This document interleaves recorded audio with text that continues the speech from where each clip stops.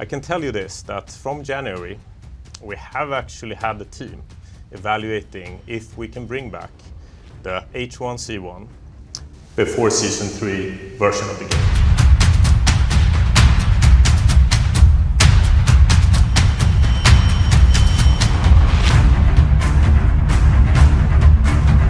I know you're very excited, but I also want to say that we can't promise that we will be able to bring the game back, but we are looking at it. We have listened to all the fan requests, and this is not only for H1Z1.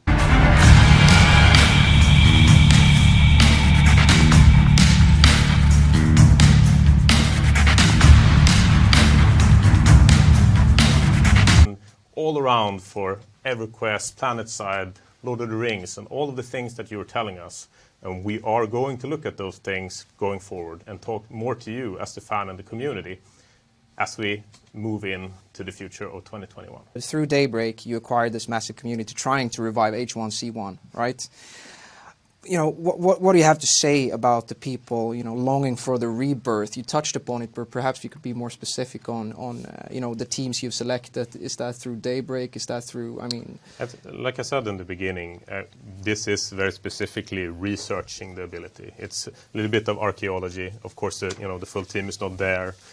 We have to sort of look into what is the technical requirements, what does it look like. You know, of course the code is there, but you know, there's a lot of work to be done. Is it worth it? You know, we're hearing from the fans, but I think that this is our key: is that we listen to the fans, we try to see is this a possible thing, and then we'll have a conversation. But we can't have that before we know, right? So step one is we make our plans and make sure that we know that we have everything together, and then we will present to everyone out there what we think, and then see what they think. And I think that communication is what's going to make us successful going forward. And we'll be honest. We'll be very honest with the community, what we find when we do this research. Yo, what's up, everybody? And welcome back to a brand new H1Z1 video. The guy in the intro clips is Robin Floden, who is the head of EG7. If you guys aren't aware of what's happened with Daybreak, basically they were bought over by EG7. I made a whole video talking about that, so if you want some more details on that situation, go ahead and check out that video. Robin Floden, the CEO of EG7, has done obviously this interview for their interim report, which they do every 3 months, which I think is kind of a nice thing actually. Being able to hear from the people in charge and have a full interview every 3 months like that, I think if H1Z1 does get some sort of a revival, that will be something to look forward to. It definitely seems like EG7 have their communication on point. He said that they've been looking into bringing back H1Z1 before Preseason 3 since January. They're not sure if they're actually able to do it yet, but they're going to be honest with the community and let us know sometime in the near future whether that's possible, what they think and what they plan to do going ahead. To be honest with you guys, whenever H1Z1 got took over by Jace Hall and Nanji and all that kind of stuff, I didn't really have the most faith in it because they were still talking about doing these little updates to try and bring elements of Preseason 3 back in the game. There was always this huge reluctance to actually fully revert the game, or I think possibly in this case, re-release H1Z1, like for example RuneScape. In his last video, he talked about Jagex and RuneScape. If you guys aren't familiar with that at all, basically RuneScape got re-released as old school RuneScape instead of adding updates onto the new game. RuneScape had a similar situation, which I'm not too familiar with. They loved the game, and then they done a bunch of updates and everybody hated the game, and basically what they went and done was re-release the game, and obviously a ton of people play old school RuneScape now. I think if it is possible for Preseason 3 to be completely revived, I think they will release it as a separate game, which in my opinion would be the better option. Let me know what you guys think about that, man, but that's basically all of the latest information. If you guys would like to be kept up to date with all of the latest H1Z1 info, be sure to subscribe.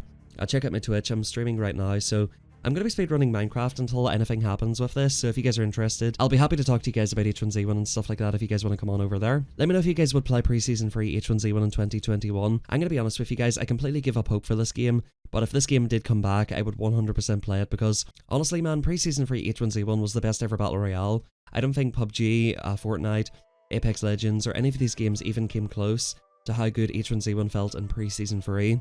I would definitely play it. I'm not getting my hopes up too much, but I'm definitely excited for the prospect of maybe some sort of a comeback for H1Z1.